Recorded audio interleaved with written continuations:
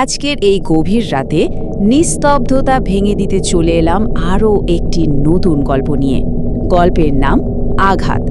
ভাবুন তো একবার, এই একটা প্রশ্ন দিয়েই কিন্তু শুরু হচ্ছে আমাদের আজকের কাহিনী।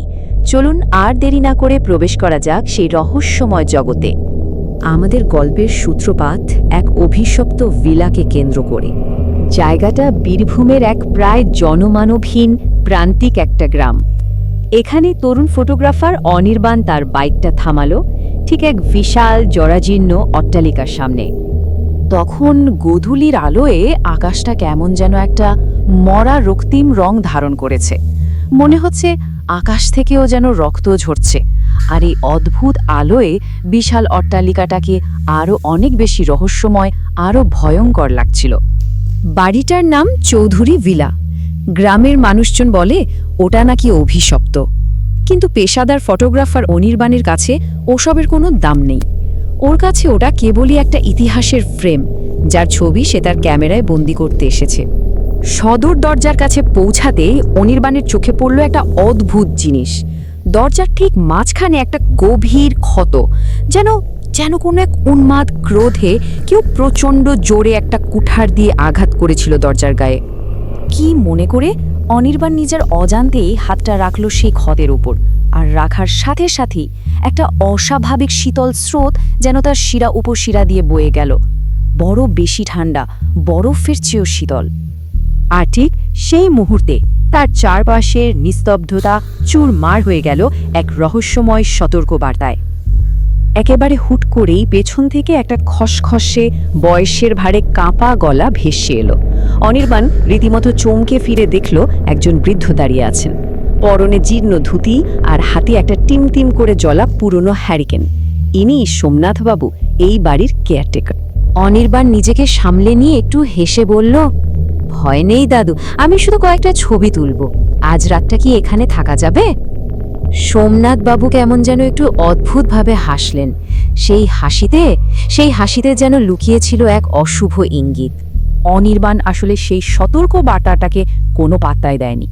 আর তার পরিণতি ছিল এক ভয়ঙ্কর রক্তাক্ত আবিষ্কার। ঘড়ির কাঁটায় তখন ঠিক রাত 12টা। দোতলার একটা ঘরে অনির্বাণ আধো ঘুমেছিল। হঠাৎই রাতের নিস্তব্ধতা চিরে নিচে একটা তীব্র শব্দ হলো, যেন কেউ প্রচণ্ড জোরে কিছু একটা দিয়ে সেই সদর দরজায় কোপ মারল।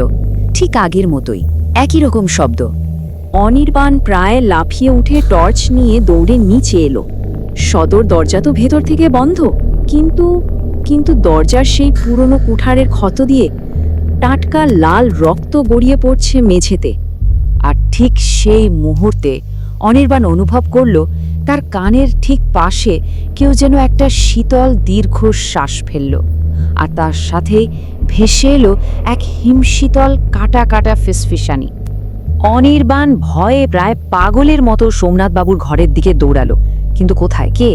ঘরটা একদম খালি, শুধু দেওয়ালে একটা পুরনো ফ্রেমে বাধাই করা ছবি ঝুলছে। ছবিটা দেখা মাত্রই অনির্বাণের পায়ের তলার মাটি যেন সরে গেল। 1920 সালের ছবি। ছবিতে যুবক সোমনাথবাবু, আর নিচে ছোট করে লেখা, জমিদার চুরির মিথ্যা অপবাদে তার মাথায় কুঠার দিয়ে আঘাত করেছিলেন।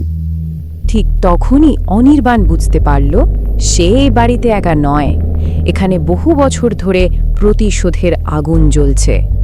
আর ঠিক তখনই পেছনে হ্যারিকেনের সেই পরিচিত আলো দেখা গেল। অনির্বাণ কাঁপা কাঁপা শরীরে পেছনে ঘুরল। সোমনাথবাবু দাঁড়িয়ে আছেন, কিন্তু এবার তার হাতে হ্যারিকেন নেই, আছে একটা রক্তমাখা বিশাল কুঠার। আর তার মাথার একটা পাশ বিভৎসভাবে চেরা, যেখান থেকে থকথকে কালো রক্ত গড়িয়ে নামছে।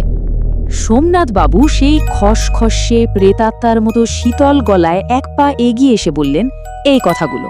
অনির্বাণ শেষবারের মতো একটা চিৎকার করতে চেয়েছিল, কিন্তু তার আগেই বাতাস যেন তার কণ্ঠনালীটাকে চেপে ধরল। রক্তমাখা কুঠারটা মাথার ওপর উঠতেই জঙ্গল চিরে একটা চাপা আর্তনাদ রাতের অন্ধকারে মিলিয়ে গেল চিরকালের জন্য। সেই রাতের আঘাত জন্ম দিল এক নতুন চিরন্তন ক্ষতের। পরের দিন সকালে চৌধুরী ভিলার সামনে অনির্বাণের বাইকটা ঠিকই পাওয়া গিয়েছিল, কিন্তু অনির্বাণকে আর কোনোদিন খুঁজে পাওয়া যায়নি। স্থানীয়রা বলে চৌধুরী ভিলার সেই সদর দরজায় পুরনো আঘাতটার পাশে নাকি এখন আরও একটা নতুন টাটকা ক্ষত তৈরি হয়েছে, যেখান থেকে মাঝে মাঝে আজও রক্তের গন্ধ ভেসে আসে। তাহলে কি অতীতের আঘাত সত্যিই কখনো শুকিয়ে যায় না? তা কেবল সুযোগের অপেক্ষায় থাকে নতুন করে রক্ত ছড়ানোর জন্য? কে বলতে পারে, এমন কত অমীমাংসিত আঘাতের গল্প আমাদের চারপাশে নিঃশব্দে অপেক্ষা করে চলেছে পরবর্তী শিকারের জন্য।